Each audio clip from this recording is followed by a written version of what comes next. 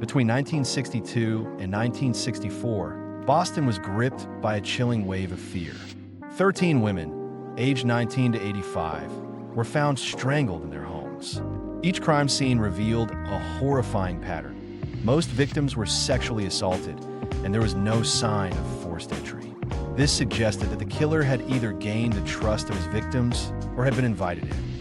The press quickly dubbed him the Boston Strangler.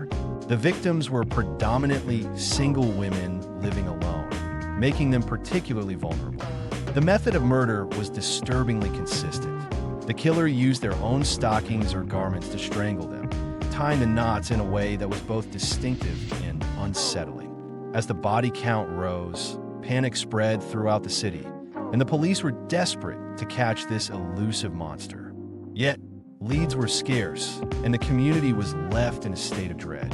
In 1964, a breakthrough came when Albert DeSalvo, a petty criminal with a history of sexual offenses, was arrested for unrelated charges of breaking into homes and assaulting women. While incarcerated, he confessed to being the Boston Strangler, providing police with details about the murders that had not been made public. This confession sent shockwaves through the investigation, but there was a significant problem. There was no physical evidence linking him to the actual murders. This raised serious questions. Was DeSalvo truly the Strangler, or was he simply seeking notoriety, perhaps hoping for a deal that would lessen his charges? Some law enforcement officials and legal experts speculated that there might have been multiple killers involved, casting further doubt on DeSalvo's claims.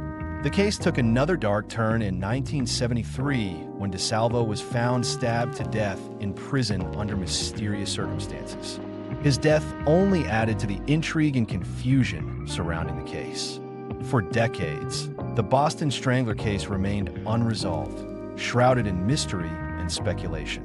Then, in 2013, modern DNA testing finally linked DeSalvo to one of the victims, Mary Sullivan. This revelation reignited interest in the case, but even with this evidence, doubts persisted. Did DeSalvo act alone, or was he covering for someone else? The chilling nature of the crimes and the uncertainty surrounding the true identity of the killer continued to haunt Boston. To this day, the Boston Strangler case stands as one of America's most debated serial killer mysteries. The full truth may never be known, leaving us to ponder the dark shadows of the past and the lives forever altered by this horrific chapter in history.